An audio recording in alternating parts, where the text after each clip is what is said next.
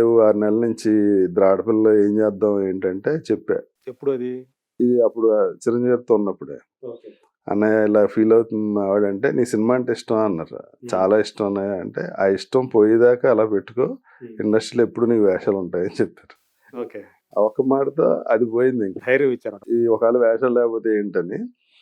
అది కాకుండా అండి, నన్ను ఇంతకాలం ఇండస్ట్రీలో ఉంచింది ఆ కాల్ షీట్ చూడటం అనే ఎక్స్ట్రా జాబ్ కూడా అండి. అది ఎలా అంటే, ఇప్పుడు అన్నయ్య సినిమాలు, బాలకృష్ణ గారి సినిమాలు, ఈ సినిమాల్లో నేను హీరో తమ్ముడుగాను, లేకపోతే విలన్ కొడుకుగాను, లేకపోతే హీరో సిస్టర్ హస్బెండ్ గాను ఇలాంటి వేషాలు వేసుకుంటూ వచ్చాను.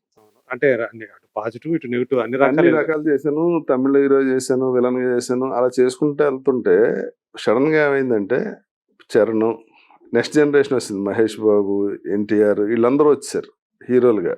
వచ్చాక ఇప్పుడు నేను వీళ్ళకి బాబాయ్ వేసి స్టేజ్ లేదు, ఆ హీరోలకి తమ్ముడిగా వేసి స్టేజ్ లేదు. నాకు వయసు వచ్చింది, అక్కడ గ్యాప్ వచ్చిందండి. మీకు కూడా జనరేషన్ గ్యాప్ లాంటిది వచ్చింది. జనరేషన్ గ్యాప్ వచ్చింది. నాకేం వేషం ఇవ్వాలన్నది నాకే అర్థం కాదు. నేను వెళ్ళి ఏ వేషం అడగాలి? ఇప్పుడేమో ఈ మన ముందు పెరిగిన హీరోలనేమో ఫ్రెండ్ వేషాలు అడగలేము, వాళ్ళకి బామ్మర్ది క్యారెక్టర్లు చేయలేము, ఫాదర్ క్యారెక్టర్ చేయలేము. ఆ గ్యాప్ లోనే నేను టీవీ సీరియల్ చేయాల్సి వచ్చిందండి. సినిమాల్లో గ్యాప్ వచ్చి ఆ టైంలో రవితేజ డేట్లు చూడగానే ఏదో ఒక బిజినెస్ ఖాళీగా ఉండటం కన్నా తన పని మీద ప్రొడ్యూసర్ని కలవటం, డైరెక్టర్ని కలవటం, షూటింగ్కి వెళ్ళటం కొంచెం బిజీగా ఉండేది. ఇది పోయింది, ఈ డైవర్షన్ పోయింది, వేషాలు ఏమన్నా ఇది పోయింది. అంటే మీ పరిస్థితిని చూసి తనే అది సజెస్ట్ చేశాడు. అలా కాదు, నేను బిజీగా ఉన్నప్పుడే చేశాడు. చేస్తే నేను ఆలోచించలేదు ఇంకా, వెంటనే ఓకే అన్న. ఆ తర్వాత నాకు అది హెల్ప్ అయిందే తప్ప దానివల్ల నాకు ఏం నష్టం జరగలేదు. ఇప్పుడు నేను మీకు తెలుసు కదా, మెయిన్ క్యారెక్టర్ సినిమాలు కూడా చేస్తున్నా. అంటే ఇప్పుడు ఎవరన్నా కథ చెప్పాలనుకోండి హీరోకి, నా దగ్గరికి వచ్చి చెప్తారు కదా ఆటోమేటిక్గా. వాళ్ళు ఏంటంటే ఈడికి కూడా క్యారెక్టర్ ఇచ్చేస్తే ఈడ హీరోని ఓకే చేసేస్తాడని రాంగ్ దీంట్లో వస్తారు. సాధారణంగా వచ్చేది అలాగే వస్తారు కదా. నేను చాలా మంది మా హీరోల సినిమాలో అసలు ఉండండి, అది చెప్తే నేను నీవు ఇప్పుడు నీకు ఈ వేషం కోసం నీకు ఓకే చేశాను అనుకుంటారు. అలా వద్దులే, నాకు సరిపోయే క్యారెక్టర్ ఉంటే నాకు అంతే తప్ప అదేదో ఇంకో పెద్ద హీరో ఇంకో పెద్దగా ఆర్టిస్ట్ చేయాల్సిన క్యారెక్టర్ తగ్గించి నాకు ఇచ్చి అలా వద్దని చెప్తాను. హీరోలు కూడా మీరు చేయండి సార్ బాగుంటుంది, మీకన్నా ఆడు పెద్ద ఆర్టిస్ట్ చేయండి సార్ అని అడుగుతుంటారు. ఎందుకులేండి అన్ని వరుసగా అన్ని సినిమాల్లో ఎందుకు, వేరే సినిమా చేద్దాం. ఇప్పుడు ఎంతమంది ఉన్నాయి అట్ ప్రెజెంట్ మీ చేతుల్లో? వెంకటేష్ బాబు, నిఖిల్, రాజ్ తరుణ్, సితారా, జయసుధ, నవీన్ చంద్ర, ఇంకా ఈ కొత్త హీరోలు ఇద్దరు, శాండీ ఉన్నాడు కదా, జార్జి రెడ్డి హీరో, సందీప్, చాలా మంది ఉన్నారు. ఓకే. కాకపోతే వీళ్ళిద్దరిది మాత్రం రవితేజ, సునీల్ మాత్రం ఇప్పుడు చూడలేదు. మీరంతా ఒక ఏరియా వాళ్ళు కదా, అందుకే చూడలేదు. అంటే ఏది పర్మనెంట్ కాదు కదండి. ఇప్పుడు మీరు ఇవాళ యూట్యూబ్ లో ఉండొచ్చు, రేపు మీరే ఛానల్ పెట్టచ్చు. ఇక్కడ కూడా ఒకే ఇన్ని సంవత్సరాలు అంటే వాళ్ళకి బోర్ కొడుతుంటది, వాళ్ళకి మనకి బోర్. ఎప్పుడు ఎలా టర్న్ తీసుకుంటుందో ఏం జరుగుతుందో. ఈ సినిమా చాలా సెన్సిటివ్ గా ఉంటుందండి. ఒక 10 రోజులు మనం లేకపోతే ఎవడో వచ్చేది చెప్తాడు, 2 సార్లు చెప్తాడు, 3 సార్లు చెప్తాడు, 4గోసారి ఆడు చెప్పినట్టు మనం ఏదో చేస్తాం, చూసారా అంటాడు, కనెక్ట్ అవుద్ది, నీ పని చూసుకున్నా పని నేను చూసుకుంటా అంటారు. అలాగే రవితేజ అంటే అసలు ఇష్యూ లేకుండా జరిగినాయి, no problem, okay, comfort level ఇష్యూనే లేదు అసలు. ఇప్పుడు బాగానే మాట్లాడుకుంటా, అన్ని బాగానే ఉంటాయి, ఎలాంటి ఇది లేకుండానే, ఇష్యూ లేకుండానే అంటే బయటకు రావాల్సిన పరిస్థితి వచ్చేసింది. బయటకు రావాల్సింది ఏం లేదు, వాళ్ళు కంఫర్ట్ గా ఫీల్ అవ్వరు. ఇప్పుడు పెరిగి వెళ్తే, ఇప్పుడు మన ఇద్దరం ఫ్రెండ్స్ సార్, మీరు ఛానల్ ఓనర్ అయితే అందరూ ఎదురుకుండా యారా అంటే మీకు ఇబ్బంది ఉండొచ్చు, అది ఓపెన్ గా నాకు చెప్పలేకపోవచ్చు. అలాంటి చిన్న చిన్నవి ఉంటాయి. ఒక ఫైనాన్షియల్ గానో లేకపోతే వాళ్ళ గురించి ఏదో మనం బ్యాడ్ గా మాట్లాడాలి, అలా ఇప్పుడు జరగదు, ఇప్పటికీ జరగదు. పైగా ఏంటంటే రవితేజకి సంబంధించి మొదటి నుంచి మీరు అతనితో ఉన్నారు కదా, ఇద్దరు చాలా క్లోజ్ ఫ్రెండ్స్ లాగానే ఉన్నారు కదా. ఇప్పటికీ క్లోజ్ ఫ్రెండ్స్. తను ఒక స్టార్ అయ్యాడు. అవును. అతని పెళ్లికి కూడా ఏదో మీరే నేను కాళ్ళు కడిగానని చెప్పి కూడా చెప్పారు కదా. అవును. సో అంత ఇది క్లోజ్నెస్. ఏమండి, అన్నదమ్ములు 3 పెళ్ళి ఇడిపోతున్నారు, ఇవన్నీ పెద్ద ఇష్యూస్ ఏం కాదు. అంటే అవతల ఏదో ఒకటి అవుతుందండి. ఇప్పుడు దానికి ఏముంది, ఇప్పుడు 3 పెళ్ళి ఇడిపోయారంటే ఎందుకు ఇడిపోయారు అనేది వాళ్ళిద్దరికి తెలుసు, ఊరందరూ తెలియదు కదా, అది ప్రాబ్లం. కాదు మనదేందంటే ఇక్కడ చిన్న చిన్న ప్రాబ్లమ్స్ అండి, పెద్దది కాదు. ఈ గ్లామర్ ఫీల్డ్ కాబట్టి ఏదో ఒకటి అనుకుంటారు, ఏమీ లేని చోటే రాసేస్తున్నారు, ఏదో ఒకటి ఉందనుకుంటే ఇంకా రాస్తారు కదా, తప్పలేదు. ఇద్దరి మధ్య అయితే ఏం పొరపచ్చాలు అయితే అసలు రాలేదు ఎప్పుడు కదా లేదు. ఎప్పుడు కూడా. ఉమ్. ఇప్పటికే ఉంది ఉమ్. అంటే ఫ్యామిలీస్ మధ్య మా పిలుచుకోవడాలు. ఇంట్లో ఏ ఫంక్షన్ ఉన్నా వస్తారు అందరూ, అదే. పిల్లలు అయితే పిల్లలు కూడా వస్తారు, సునీల్ ఫ్యామిలీ అందరూ. మరి సునీల్ అంటే మేము వచ్చింది సునీల్ ఒకే ఊరు నుంచి వచ్చాం కదా. అవును అదే ఉమ్.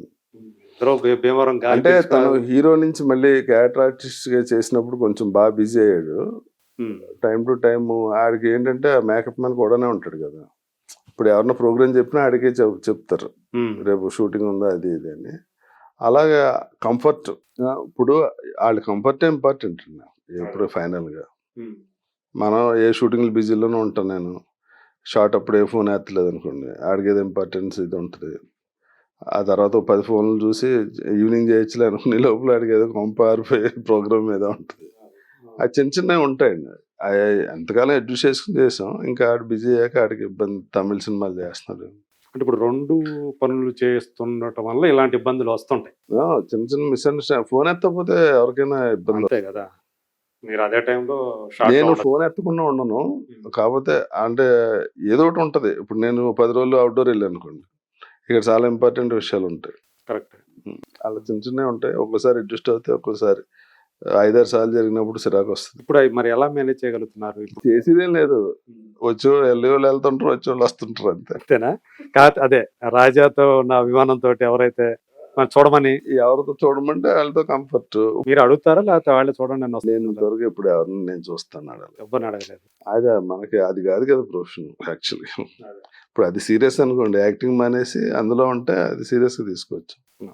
ఫస్ట్ అయితే హీరో కావాలనే కదా వచ్చారు. హీరో కాదండి, నాకు అంత ప్యాషన్ ఉంటే గ్యారెంటీ ఇప్పుడు ఫీల్ అవుతుంటా.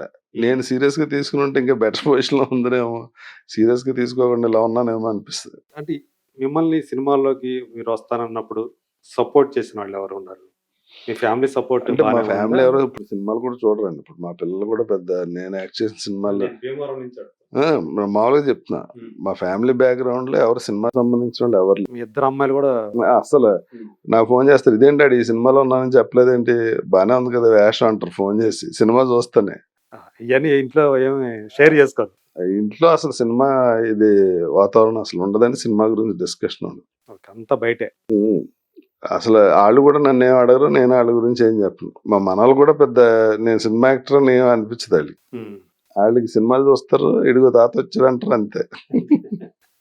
ఎక్కువ సీరియస్ గా తీసుకో. అది ఎలా అయిందంటే అండి, నేను క్లాసికల్ డాన్స్ ఇష్టం అండి బాగా.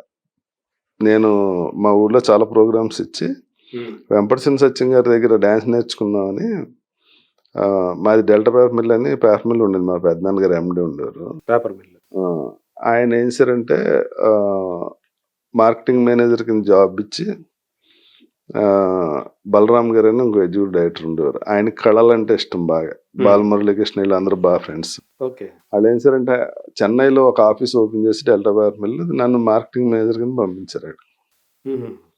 నేను అక్కడ క్లాసికల్ డాన్స్ నేర్చుకుంటా మార్కెట్లోకి వెళ్ళి ఆ పేపర్ దాని గురించి జాబ్ చేస్తూ ఉండేవాడిని. అలా ఉండగా ఒక రోజు మెసేజ్ వెంపటి గారి దగ్గరే నేర్చుకున్నాను. అంటే నేను క్లాసికల్ ప్రోగ్రామ్ చాలా ఊర్లో ఇచ్చాకనే నేర్చుకోవడానికి వెళ్ళాను. అవునా? తర్వాత నేను రోజు భోజనం చేస్తుంటే వాడు వచ్చి అసిస్టెంట్ డైరెక్టర్, సార్ హీరో కోసం ఎదుగుతున్నారు, మీరు బాగుంటారు చేస్తారా సార్. సరే అని వెళ్తే ఆయన లేదు డైరెక్టర్ గారు, కార్డు ఇచ్చి వచ్చా. నా అసలు పేరు రమేష్. మొన్నాడు అప్పుడు సెల్ ఫోన్స్ ఏం లేవు, ల్యాండ్ లైనే. ఫోన్ చేసి రమ్మంటే వెళ్ళా. ఎవడో నువ్వు అన్నాడు. ఆయన సాంబశివరావు అని ఈనాడు అయి తీశారు, పెద్ద director. National film development corporation వాళ్ళు ఆయనకి లోన్ ఇస్తాం సినిమా కంటే, కథ ఓకేంది, రేవతి హీరోయిన్, 80+ లో ఉన్నారు అనుకుంటా. మధు అంబట్ ఏమో ఇది కెమెరా. చూసి నువ్వెవడో అన్నారు. నేనే సార్ రమేష్. ఏమన్నా నువ్వు రమేష్ అరవింద్ అనుకున్నాను, కన్నడ ఆర్టిస్ట్ నువ్వా, బాగానే ఉన్నావులే అని. డివిఎస్ రాజు గారు చైర్మన్ కింద ఉండేవారు. వెళ్ళి ఆయన కనిపించాను. కనిపిస్తే నీకు కావాలితే తీసుకో, ఈడు మా ఊరుడే, మా చుట్టం, నీకు అవసరం అయితే తీసుకో